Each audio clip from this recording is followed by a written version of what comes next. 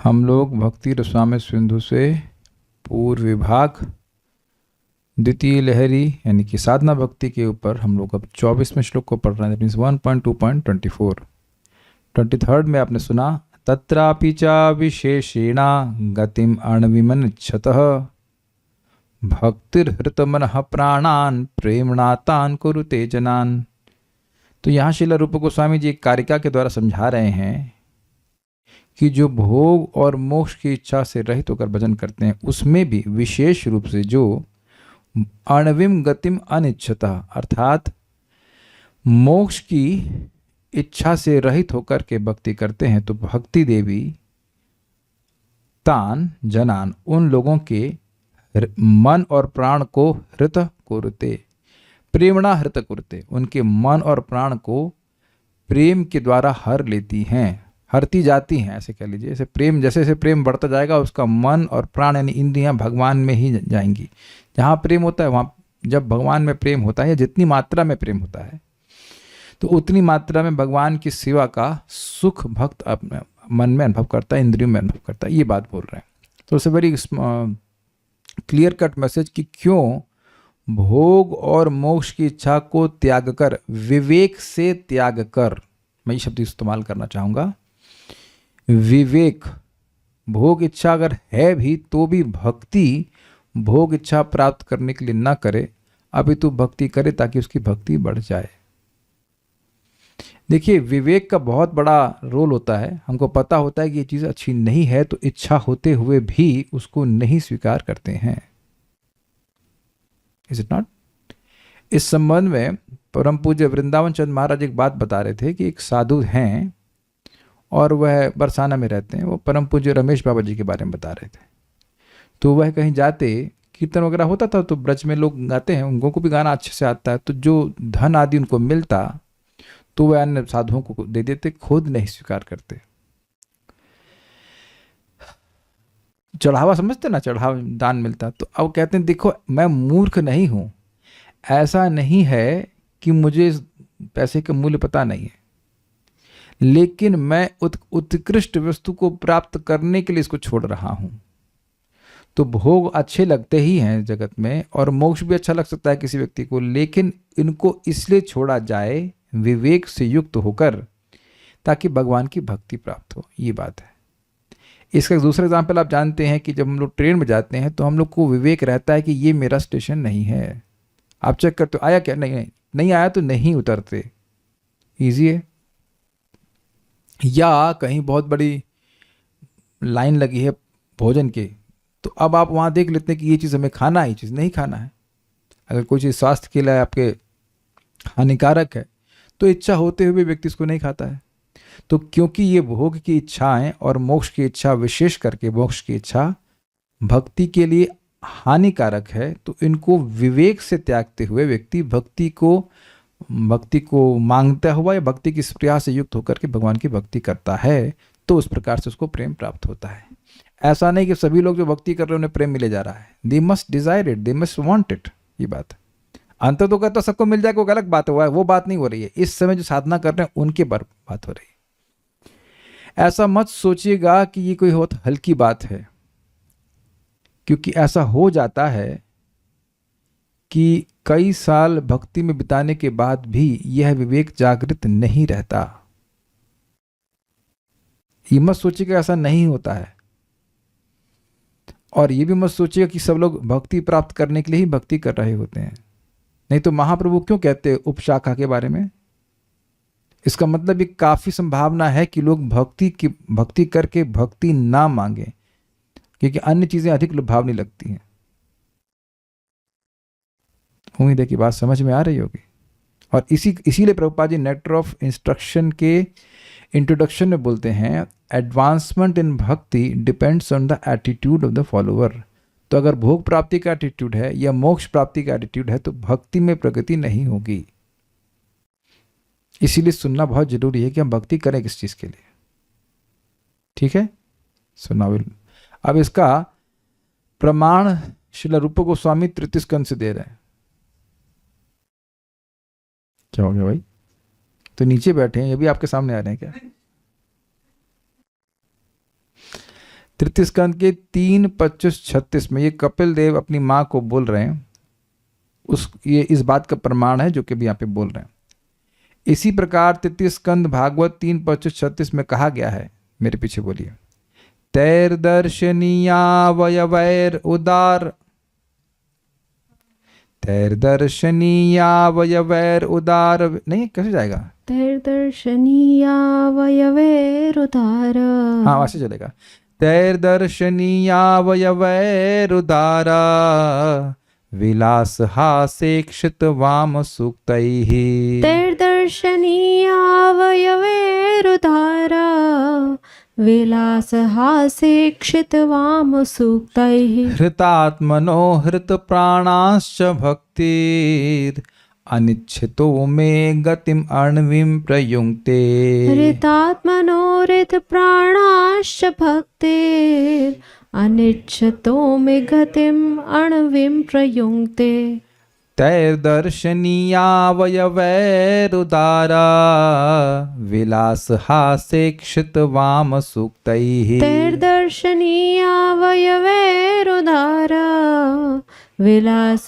हासेक्षित वाम सूक्तैः, हृतात्मनो हृत प्राणाश्च भक्तिर् अनिच्छितो मे गतिमण्विं प्रयुङ्क्ते, हृतात्मनोरित प्राणाश्च भक्तिर् अनिच्छतो मे गतिम् अण्विं प्रयुङ्क्ते, तैर्दर्शनीयावयवैरुदार विलास हासेक्षित वाम सूक्तैः, तैर्दर्शनीयावयवैरुदारा विलास हासेक्षित वाम सूक्तैः, हृतात्मनोरित प्राणाश्च भक्तिर् अनिच्छतो मे गतिम् अण्विं प्रयुङ्क्ते, हृतात्मनो हृत प्राणांश्च भक्तिर् अनिच्छितो मे गतिमण्विं,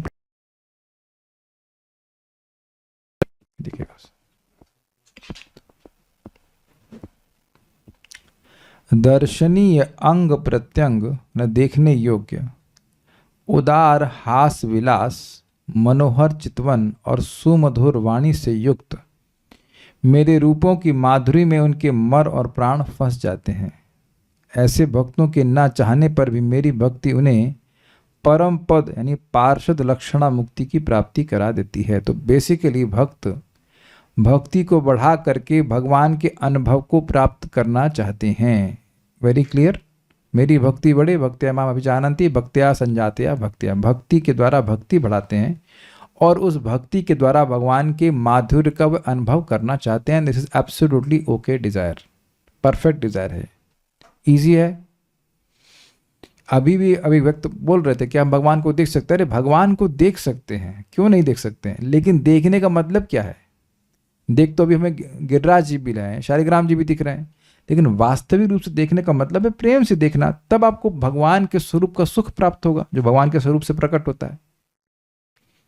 अब देखिए, जैसे मान लीजिए किसी की आंखों में मोतियाबिंद हो तो वह भी देख रहा है सूर्य को, क्या वो देख रहा है? वो सूर्य के प्रकाश का अनुभव नहीं कर सकता क्योंकि कवरिंग है। नाहम प्रकाश सर्वस्य योग माया समावृता। उसी प्रकार से हम लोगों को लग रहा है कि हम भगवान को देखते हैं, लेकिन भगवान को वही व्यक्ति देखता है इसके ऊपर से माया का आवरण हट गया है, जिसके हृदय में प्रेम है ना। तो ये बात बोल रहे हैं कि भगवान की भक्ति बढ़ा ली है, अब प्रेम प्राप्त हो गया, तो अब वो प्रेम की वजह से भगवान के अंग प्रत्यंग उनको देख करके उनका मन वहीं फंस जाता है। फंसने का अर्थ देखिए ऐसा है, गोपियां भी बताती हैं कि श्याम सुंदर भगवान कृष्ण आ रहे होते हैं गायों को चरा करके, तो गोपियां थोड़ा देखती हैं उनके कान के कुंडल को, उसी से नजर हटा नहीं पाती। उनको कान का थोड़ा सा अग्रभाग किसी ने माथा देख लिया, थोड़ा सा देख लिया, उससे इतना सुख मिल रहा होता है, तो बेचारी असंतुष्ट रहती कि हम तो श्याम सुंदर को देख ही नहीं पाए। अब आप अपनी स्थिति को देखिए, भगवान के सामने जाते हैं तो थोड़ा देर चरण देखा, प्रिय देखा, फिर ठीक है हट गया, फिर उधर मन कहीं और चला गया, या फिर दूसरे वाले भगवान को देखना है, गौरांग निताय को देख लिया, अच्छा कृष्ण बलराम को देखना है। तो क्यों? क्योंकि मन को अभी उन अंगों से वैसा सुख नहीं मिल रहा है। अगर प्रेम हो तो व्यक्ति को भगवान के एक अंग से असीमित सुख मिलता है, वो एक अंग भी पूरा नहीं देख पाता, उसी से तृप्त नहीं होता। कुछ समझा पा रहा हूं? तो ये बात यहां बोल रहे हैं कि इस प्रकार का अनुभव किस व्यक्ति को प्राप्त होगा जो मोक्ष वोक्ष नहीं चाहता है। दर्शनीय अवयवैः, अवयव समझते हैं, अवयव मीन्स होते हैं पार्ट्स, तो दर्शनीय मतलब जो देखने योग्य हों, दर्शनीय अंग प्रत्यंग, भगवान के अंग प्रत्यंग, उनके बाल, उनकी नासिका, उनके आंख। और आप इस बात को देखेंगे सुखदेव गोस्वामी जी भागवतम बोलते समय कई बार भगवान के अंगों का बड़ा डिटेल वर्णन करते हैं। ब्रह्मा जी ने किस रूप में देखा, इस भक्त ने कैसे देखा, वैसे देखा, वही भगवान है, लेकिन बार बार उनके रूपों का वर्णन होता है और उनके अंग प्रत्यंग का वर्णन होता है। उनकी आंखें ऐसी थी, उनके कान ऐसे थे, उनके पोल ऐसे थे, क्योंकि सुख मिल रहा है ऐसा वर्णन करने से। ठीक है। उदार विलास हास, उदार हास और विलास। अब ये उदार क्यों कह रहे हैं? उदार किसको कहते हैं? इसका हृदय विशाल हो मतलब बहुत दयालु हो। तो भगवान का हास, जो हास विलास है, मतलब जो हंसना है, वह भक्तों को खूब सुख प्रदान करता है। कोई, हर जीव चाहता क्या है? सुख चाहता है, तो बड़ी खुले दिल से उनको सुख प्रदान करता है। ये बात है, इसलिए उदार कह रहे हैं। ईक्षित यानी मनोहर चितवन मतलब देखना, और वाम सूक्तई सुमधुर वाणु से युक्त। ये वाम सूक्ते का मतलब क्या हुआ? एक होता है वामपंथी और दूसरा होता है लेफ्टिस्ट और राइटिस्ट बोलते हैं। तो ये वाम मतलब होता है राइटिस्ट, मतलब सॉफ्ट स्पोकन, मतलब एक वाम गोपी होती है, एक दक्षिणा गोपी होती है। करेक्ट नहीं? वाम क्या, वामे गदाधर कैसे होता है? वामे गदाधर दक्षिण निताई चांद, वाम इज लेफ्ट ना।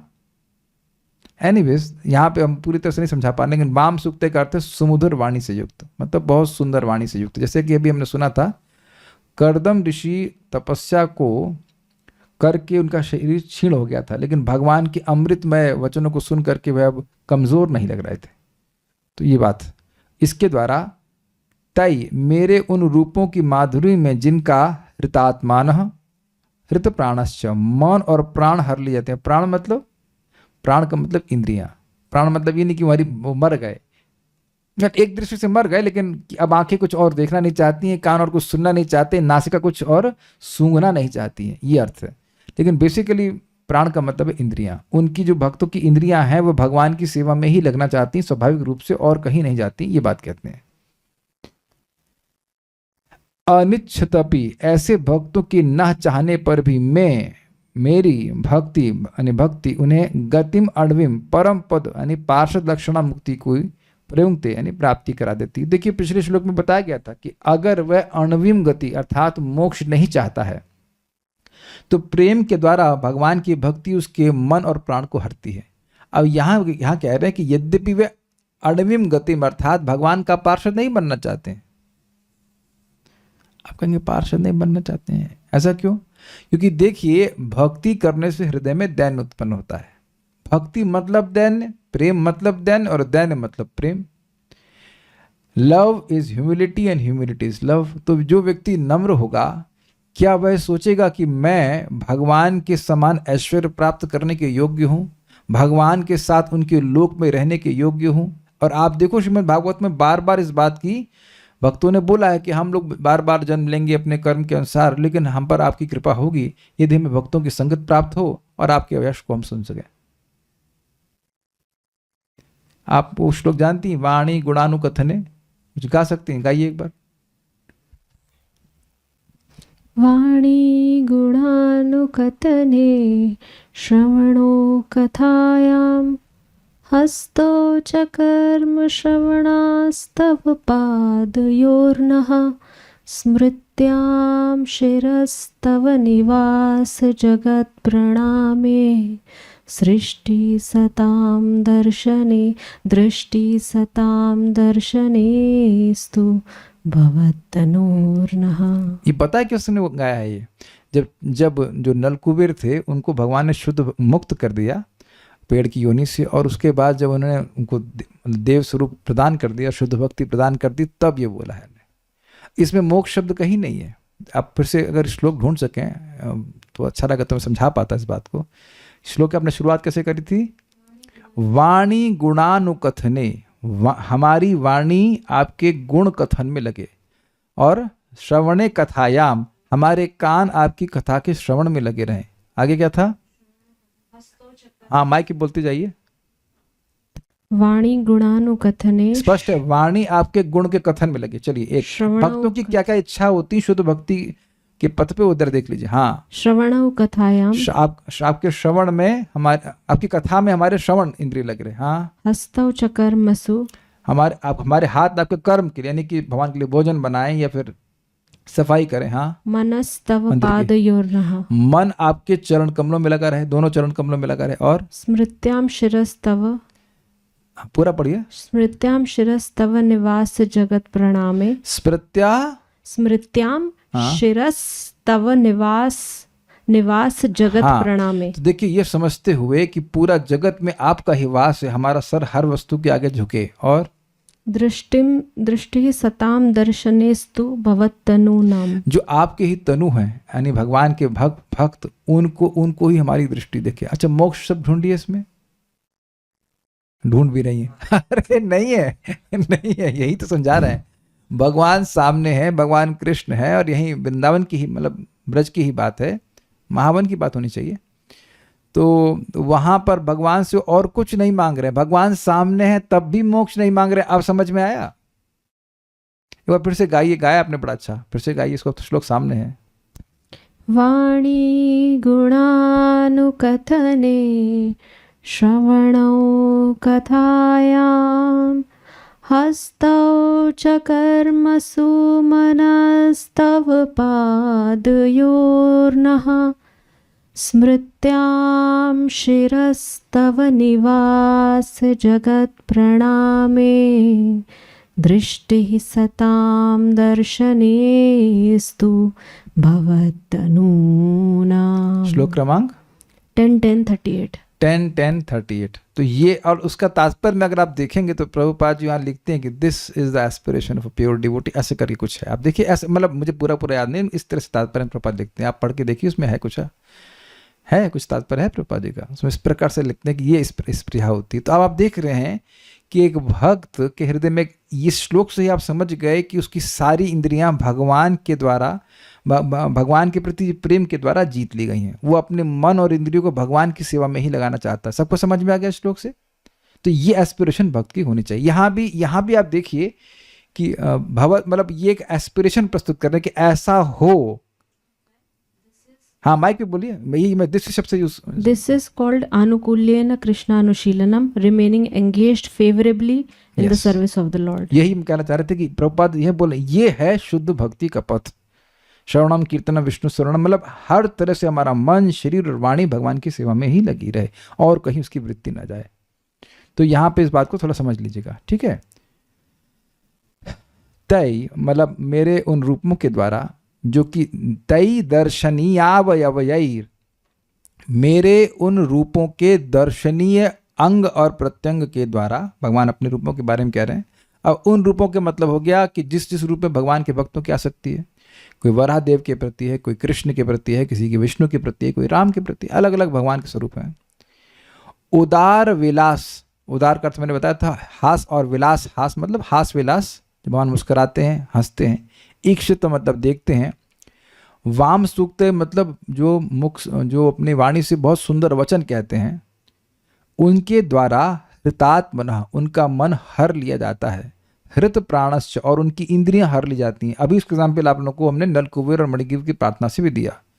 तो जो ऐसे भक्त होते हैं तो उनको भक्ति अनिच्छता, यद्यपि वह उसकी इच्छा नहीं करते हैं, फिर भी मैं भक्ति मतलब मेरी भक्ति अनिच्छता, इच्छा नहीं करते हैं, फिर भी अणविम गतिम प्रयुंक्ते हैं। अणविम गति का मतलब है भगवान के पार्षद स्वरूप जो गति है उसको प्रदान करती हैं। इसका मतलब है कि जो व्यक्ति केवल भगवान की भक्ति चाह रहा है और कुछ नहीं चाह रहा है, तो भी उसे अपने आप भगवान का पार्षद बनने का भाग्य मिल जाता है। इसीलिए भगवान के धाम जाने की इच्छा नहीं करनी चाहिए। अब देखिए, कोई व्यक्ति ऐसा हो सकता है कि वो इस लेवल पे ना हो, तो वो आप उस स्टेज से भक्ति कर रहा है कि मैं वैकुंठ चला जाऊं, तो ठीक है, बड़ी अच्छी बात है। लेकिन शुद्ध भक्ति यह नहीं है कि हम धाम जाने की इच्छा करें। शुद्ध भक्ति यही है कि अपनी इंद्रियों को हम भगवान की सेवा में उनकी प्रसन्नता के लिए नियोजित करें। आप अपने आप धाम चले जाएंगे। There is no need to पर सेपरेटली आस्क फॉर इट। यह आपके सामने प्रमाण है कि नहीं?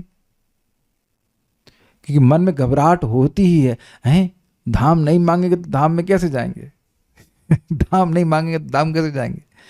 लेकिन आप देखिए मंत्र में लिखा नहीं है हरे धाम धाम धाम Hare Hare. It is not Hare Krishna Krishna Krishna Hare Hare, Hare धाम धाम धाम हरे हरे। है कि नहीं? Hare Ram Ram Ram Hare Hare. If we are in this consciousness, you are already in the spiritual world. दूसरे स्कंद में हम लोग पढ़ चुके हैं कि जिस प्रकार का प्रेम प्राप्त कर लेता है भक्त, वो इस भौतिक जगत में ही रहते हुए वैकुंठ का सुख अनुभव करता है। तो इसलिए भक्ति मांगनी चाहिए। मैं समझता हूं कि नए लोग जो 16 माला नहीं भी कर रहे हैं, उनको भी ये बात समझ में आ रही है कि नहीं? शिवानंद प्रभु, आप 16 राउंड्स अभी तो नहीं करते जहां तक मुझे लग रहा है, लेकिन क्या आपको इस सिद्धांत समझ में आ रहा है कि भक्ति करके क्या मांगना चाहिए? नहीं समझ में आ रहा। भक्ति करके भगवान की भक्ति ही मांगनी चाहिए।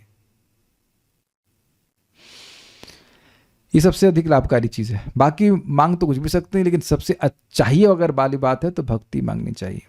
दुर्गम संगमनी उक्त विषय को प्रमाणित करते हैं, मतलब जो पिछले कारिका में कहा उसका प्रमाण इस श्लोक में दे रहे हैं। तैर इत्यादि भागवतीय पद के द्वारा, भागवत के श्लोक के द्वारा उसका प्रमाण दे रहे हैं। दर्शनीय अवयवों के अनुभव से उत्पन्न प्रेम के द्वारा मन एवं इंद्रियों को हरण करते हैं। ये समझ में आ गया? भगवान के प्रति प्रेम है और इस कारण से भगवान को देखते हैं तो सुख मिलता है और उससे मन हर जाता है। ये बात है, मन कहीं और जाता नहीं है। प्रयुक्ते का अर्थ है करा देती है, मतलब वह नहीं चाहता है कि भगवान का पार्षद बने, लेकिन वो भगवान का पार्षद बना दिया जाता है। ये अर्थ है। ये भक्तगण समस्त क्लेशों से रहित होने के कारण इनकी मुक्ति की इच्छा नहीं होती है। थोड़ी सी हिंदी गड़बड़ हुई है। ये भक्तगण जिनकी समस्त क्लेशों से रहित होने के कारण, इन भक्तगणों की, ऐसे होना चाहिए, इन भक्तगणों की समस्त क्लेशों से रहित होने के कारण इनकी मुक्ति की इच्छा नहीं होती। थोड़ा समझिए हुआ क्या। मुक्ति मतलब, मुक्ति की इच्छा का मतलब होता है हमारे क्लेशों की निवृत्ति और हमारे हमको सुख की प्राप्ति हो जाए। अच्छा, उसमें से क्लेश गायब कीजिए तब। मुक्ति की डेफिनेशन, मुक्ति स्प्रिया मतलब destruction of my sufferings and gaining my happiness. अब सफरिंग ही गायब कर दीजिए तब। जब सफरिंग है ही नहीं तो मुक्ति की स्प्रिया क्यों होगी? जैसे समझिए, जैसे आप भूखे हो तो भूख की निवृत्ति एक प्रकार से मुक्ति है ना, एक अंश में मुक्ति है ना, कि जो भूख का दुख है उससे आप मुक्त हो जाएं। अच्छा, मान लो भूख है ही नहीं, तब ये तो सबको अनुभव है ना कि एक पॉइंट पर वेदवादी अभी भूख लग रही है तो काहे नहीं लग रही, आराम से अपने प्रसाद पा लिया है, तो एटलीस्ट इस समय तो अनुभव कर रहे हैं कि भूख का दुख है ही नहीं। सोचिए, ऐसे ही कोई दुख ना हो तो आप मुक्ति क्यों मांगोगे? समझ में आ रहा है आप लोगों को? जब कोई दुख हो ही नहीं तो आप दुखी हैं ही नहीं, तो दुख की निवृत्ति क्यों मांगेंगे? समझ में आ रहा है? इस समय तो हम लोग दुखी हैं, तो ये विवेक से मान ले रहा है कि नहीं कोई बात नहीं, भगवान जन्म मिलेगा, कोई बात नहीं, हम भगवान की भक्ति, ये आप विवेक से यूज कर रहे हैं। But at some point of time आपको दुख महसूस ही नहीं होगा। अब जैसे हमारे कल्याण प्रभु को नौकरी छोड़ने का बहुत दुख है ना? बोलो, अरे स्वीकार कर लो पब्लिक में, हाँ स्वीकार कर लो, नौकरी चले गई, इसका बड़ा दुख है, इसलिए रोज राधा श्याम सुंदर के सामने जाकर बोलते हैं प्लीज हमको नौकरी दे दीजिए। नहीं मांगते ना। अब आप कहीं, अब ये बात बताइए, आप सुनो कल्याण, आप ये, सॉरी कल्याण प्रभु जी, ये बताइए कि इस जगत में लोग हैं ना जिनको नौकरी छूटने पे दुख होगा? बताओ जी। ठीक है, आप इसी जगत में कि चले गए भगवान के पास? तो उत्तर स्पष्ट है। तो इसी जगत में आप देखिए कि एक इच्छा समाप्त हो जाने से उस चीज का भाव, उस चीज का दुख आपको नहीं होता। समझे? स्वीकार है? कुछ स्वीकार है? नहीं समझा पा रहा हूं मैं? नौकरी आपकी जरूरत नहीं है, वो जो इसकी इच्छा है वह दुख देती है। ये समझ में आई बात? Do you agree? जैसे आज मुझे रात्रि में सपन आया कि मैं मंदिर के 2 डिपार्टमेंट मैनेज कर रहा हूं चिल्ला रहा हूं, अरे ये तुम ठीक से नहीं कर रहे, तुम वहां गड़बड़ कर रहे हो। उन्होंने कहा यार उठा 1:30 बजे, 2 बजे, फिर 3 बजे तक नींद नहीं बड़ा दिक्कत था। हमने कहा oh reality is different, I am happy with the devotees hearing and chanting, I mean nothing against, but दो डिपार्टमेंट ऑलरेडी देख चुका हूँ मैं और नहीं करना चाहता। एटलीस्ट वो सेवा नहीं करना चाहता, ऐसा नहीं कि सेवा नहीं करना चाहता, लेकिन वो नहीं करना चाहता। मैं इसलिए समझा रहा हूं इस बात को कि ये मत सोचिएगा कि भौतिक देह होने से दुख मिलता है ना, भोग इच्छा से दुख मिलता है। क्योंकि नहीं तो प्रबोधानंद सरस्वती क्यों बोलते विश्वम पूर्ण सुखाए थे, ये विश्व जो है मुझे पूर्ण सुखमय लग रहा है। और यही चीज सनातन गोस्वामी को महाप्रभु कहे कि तुम्हारे लिए 3 ताप एग्जिस्ट ही नहीं करते हैं। तो भाई ताप क्यों सताते हैं, किसी को याद है बात? कृष्ण भूलिया जीव अनादिर बहिर्मुख, अतएव माया दे तार संसार दुख। तो कृष्ण को भूल करके बहिर्मुख रहता है, भगवान की सेवा की वृत्ति नहीं रहती, इसलिए ताप मिलते हैं। अग्रीड? समझ में आ रहा है ना बात? तो अब जिसको भगवान का प्रेम मिल रहा है, जिसको भगवान की सेवा का सुख मिल रहा है, उसको एक बार मिलना शुरू हुआ तो जगत का कोई दुख उसको दुखी नहीं कर सकता है। जैसे मैं एक सिंपल बात बता रहा था कि आपकी इच्छाओं की वजह से हमको दुख मिल रहा है, भौतिक चीजों की मतलब जो सोकॉल्ड दुख सुख है उससे नहीं होता है। आपको अगर ना समझ में आ रहा हो तो एक और एग्जांपल आपको दूंगा कि कभी आप लोग देखो कि ट्रेन पकड़ने जा रहे होते हैं और आप लेट हो रहे होते हो, तो ट्रेन लेट हो जाती है और आप उसको पकड़ लेते तो आप सुखी हो जाते, कहते अच्छा हुआ ट्रेन लेट हो गई, और जो अंदर बैठे हैं वो दुखी हो रहे हैं। तो एक ही घटना से 2 मनुष्यों को दुख मिल रहा है, किसी को सुख मिल रहा है, तो ये इच्छा की वजह से हुआ ना। अच्छा कल्याण प्रभु, आज आप ट्रेन छूटने के डर से दुख से क्यों दुखी नहीं है? क्योंकि कहेंगे हमको पकड़ते रहते हैं, लेकिन इच्छा ही नहीं है भाई, हम ट्रेन में बैठना ही नहीं है। तो आप कुछ समझ पा रहे हैं कि इच्छाओं की वजह से दुख होता है। वेदवादिनी आपको शादी के बाद महल में नहीं मिला ना, दुख होता होगा आपको? ना होता? काहे नहीं होता? क्योंकि इच्छा नहीं है महल की, पर महल की सफाई खुद ही करनी पड़ती है, जब कैसे करती। तो आप समझ गए ना, प्रैक्टिकल देख रहे हैं। ये सूत्र समझ लीजिए, भौतिक इच्छाओं की वजह से दुख होता है। तो जब भक्त की भौतिक कोई इच्छा है ही नहीं, केवल कृष्ण की सेवा करने की इच्छा है, तो दुख कैसे होगा? इसीलिए तो भागवत में बोला गया अहेतु की अप्रतिहता ये नात्मा सुप्रसिद्धि। जब हमारे मन की और इंद्रियों की वृत्तियां स्वाभाविक रूप से भगवान की तरफ जाने लग जाए, कोई कारण ना हो उसके, तो अब ऐसी अवस्था में जीव सुखी हो जाता है। Why are you chanting Hare Krishna? I like to chant Hare Krishna. बस ये अवस्था आ जाए तो उन लोगों को मोक्ष की स्प्रिया होती नहीं, क्योंकि मोक्ष की स्प्रिया उसको होती जो दुखी हो, क्योंकि उसकी दुख की निवृत्ति वो चाहता है, लेकिन वो दुखी है ही नहीं, तो भगवान वो सुख ही है भगवान की भक्ति में। तो यहां पे भी अब सुखी रहता है भक्त, तो भगवान उसको अपने पास वापस लेके भी चले जाते हैं। उम्मीद है कि बात आपको समझ में आ रही होगी। व्याख्यांतर में भी अणवी सूक्ष्म अर्थात सूक्ष्म दुर्गेय पार्षद स्वरूप गति को देते हैं। मतलब एक दूसरी व्याख्या करके दी जाए कि वो जो यहाँ पे लिखा हुआ है अणविम गतिम क्या लिखा हुआ है आगे? प्रयुंक्ते। तो कहना है कि भगवान की जो भक्ति है वह उस व्यक्ति को, वह पार्षद की गति भी नहीं चाहता है, फिर भी वह उसको प्रदान करते हैं। प्रकरण के अनुसार इस प्रकार अर्थ होता है। आगे भागवत में 3.25.37 में उक्त है, मेरे पीछे बोलिए, अथो विभूतिम मम माया विनस्ताम ऐश्वर्य। कैसे होगा भाई? गलत जा रहा है, कैसे गाया था?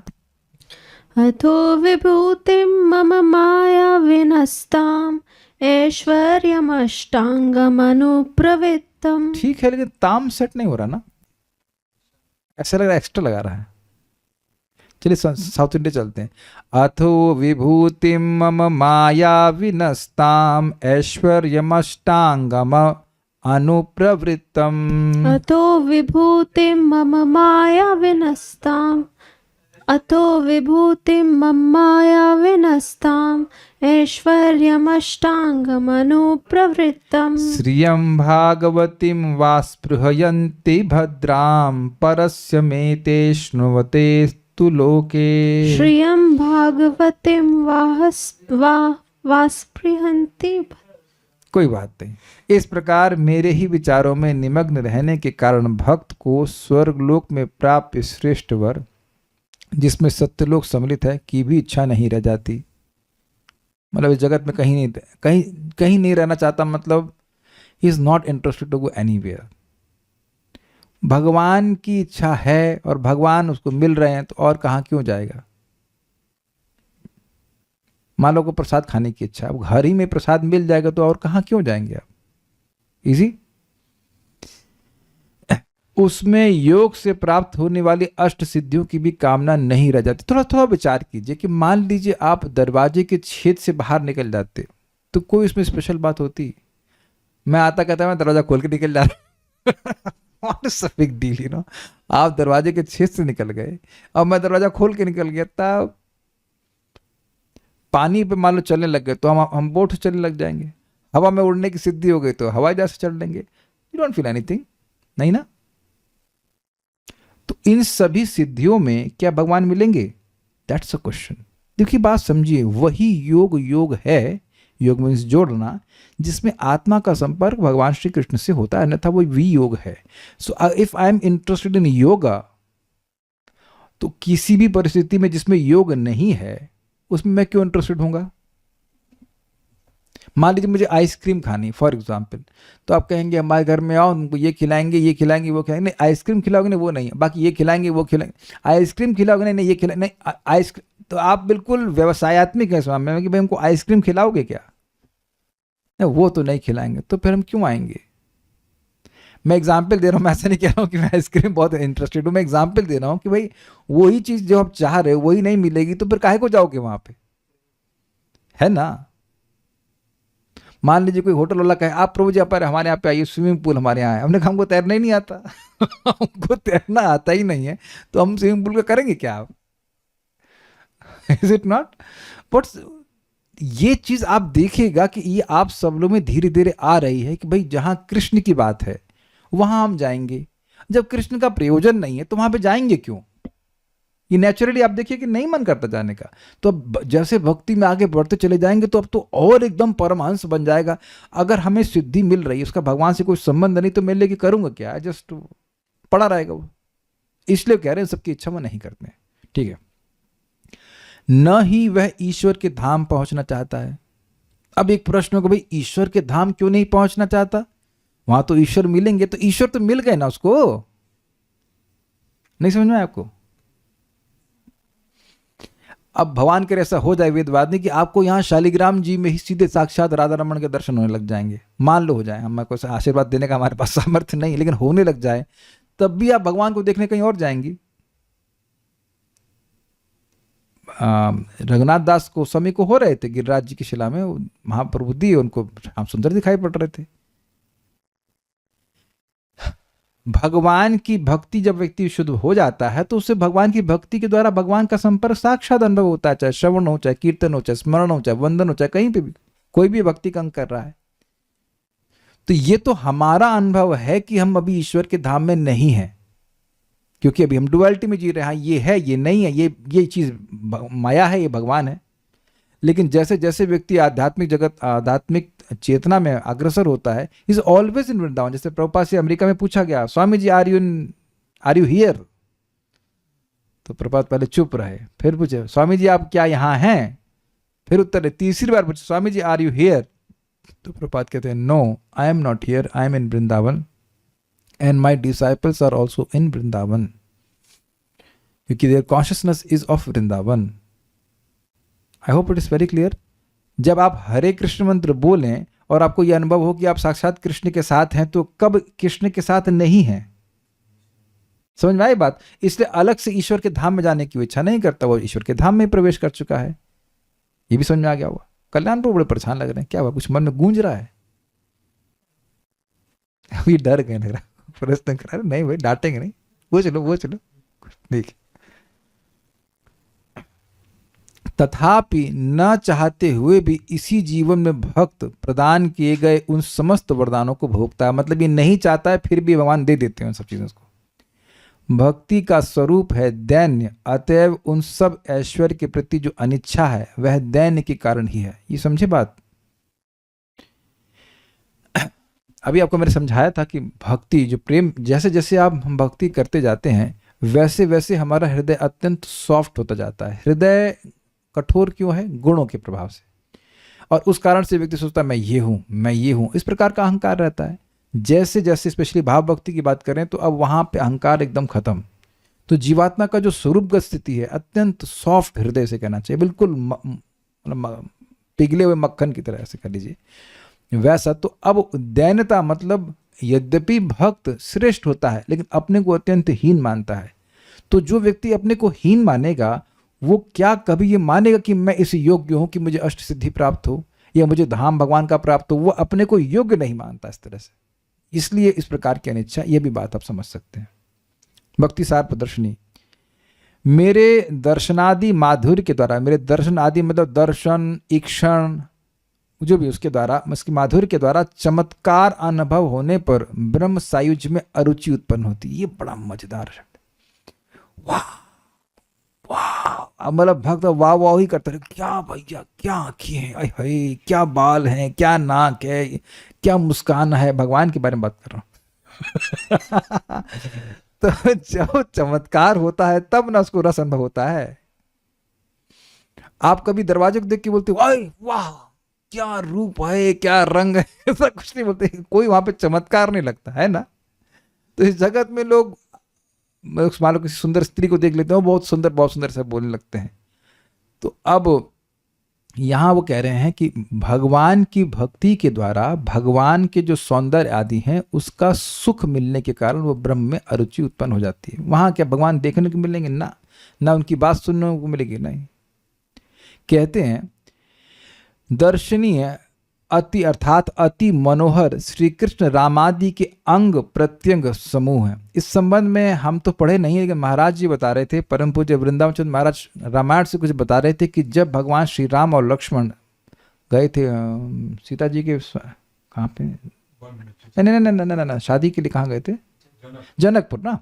तो वहाँ भगवान श्री राम को जनक महाराज देखे और जनक महाराज को बड़ा आश्चर्य हुआ। कहते हैं मेरा मन तो सदा ब्रह्मानंद में लीन रहता था और इस राजकुमार के प्रति मेरा मन क्यों खिंच रहा है?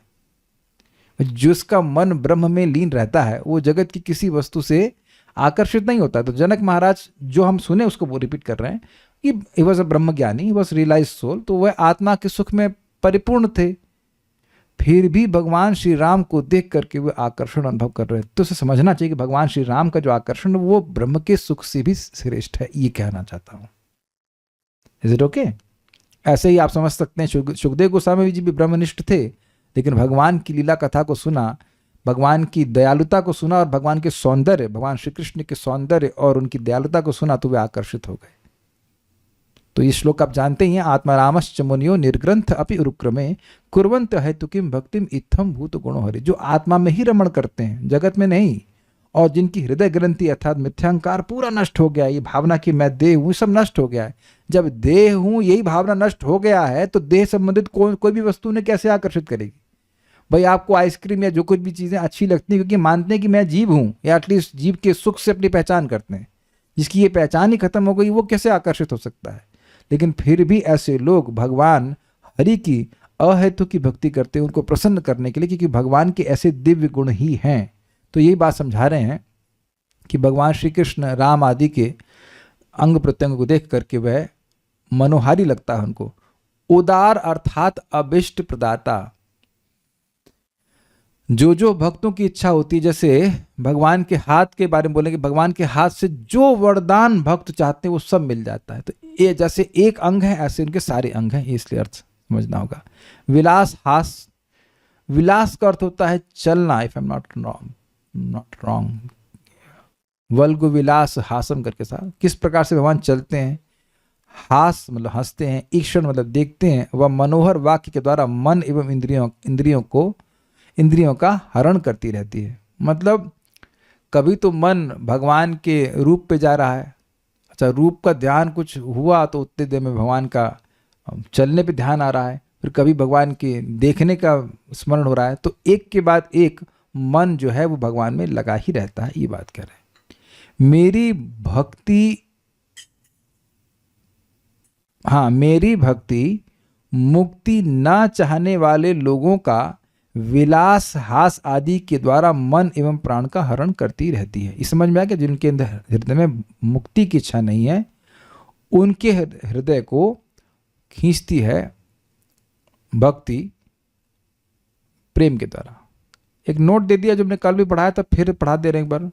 तव विक्रीडितम कृष्णा निर्णाम परम मंगलम कर्ण पीयूषमासाद्य तजंत्यन्य स्पृहाम जना। 11/6/44। इसको क्यों बोला था मैंने? इसको जानबूझकर यहाँ पे कोट किया गया है कि जिसकी कृष्ण कथा में रुचि है, वो कथा की रुचि अब हर प्रकार की आसक्ति को काट देगी, यानी कि भोग की इच्छा को भी और मोक्ष की इच्छा को भी, लेकिन कथा की इच्छा को नहीं काटेगी। वो बार बार कथा सुनना चाहेगा। इसलिए भक्तों को हमने इस श्लोक को इसलिए रखा है, भक्त लोग समझे कि भोग की इच्छा और मोक्ष की इच्छा बड़ी खतरनाक है। तो इनका इलाज अब क्या है? इलाज है भगवान की कथा का श्रवण। स्पेशली कथा श्रवण के लिए बोल रहे हैं, और स्वयं उद्धव जी बोल रहे हैं। इसलिए मेरा आपका क्या किसी और डिवोटी का ओपिनियन इसमें मैटर नहीं करता है। भगवान के सामने बोल रहे हैं, भगवान जी भी कोई दूसरा बात नहीं बोल रहे हैं। इस बात को आप एक बात से समझ लीजिए कि आप बहुत से लोगों को धाम आता हुआ भी देखते हो कि नहीं, या अन्य तीर्थों में भी जाते हैं। आप भी तो अन्य तीर्थों में जाते थे। तो जब आप ये देख लो कि तुलना करके कि जो लोग, या इस्कॉन मंदिर में भी जो लोग आ रहे हैं, इस्कॉन मंदिर में भी आ रहे हैं, लेकिन जो लोग कथा सुनना शुरू करते हैं उनमें कितना परिवर्तन तेजी से आता है, और जो केवल मंदिर जाकर के वापस आ जाते हैं उनमें कितना अंतर आता है, वह भेद आप देख पा रहे हैं या मुझे दिखाना पड़ेगा? आप गए, इस्कॉन मंदिर में भी गए, बड़ी अच्छी बात है, भगवान का दर्शन किया और वापस आ गए, और भगवान के बारे में कुछ सुन के आए।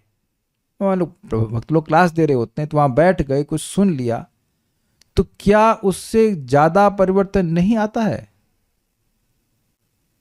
नहीं तो बहुत बार लोग ये पूछते हैं, ये कृष्ण बलराम जी के सामने खड़े हैं, इसमें राधा रानी कौन है?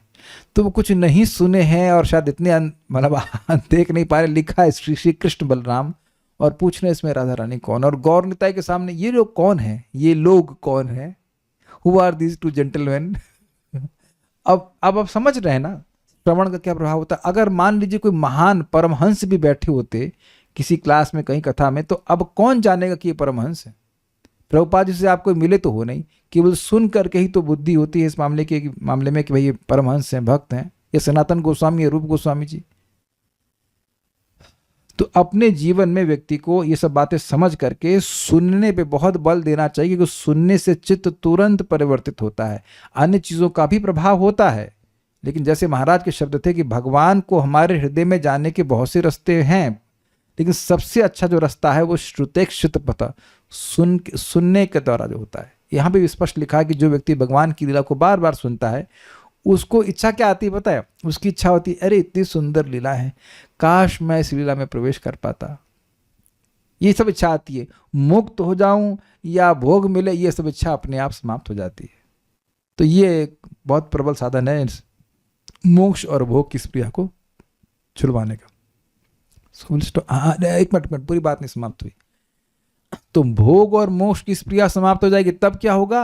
अब वैसी स्प्रिया से रहित तो अगर भक्ति करेगा तो प्रेम उत्पन्न होगा, और सारी और मन और इंद्रियों को सबको अपनी तरफ खींचता चला जाएगा। ये भगवान की कथा को सुनने का बहुत बड़ा लाभ दिख रहा है। और कोई प्रश्न नहीं? So stop here. Shri Shri भक्ति रसामृत सिंधु की जय, श्रील प्रभुपाद की जय, निताई गौर प्रेमानंद।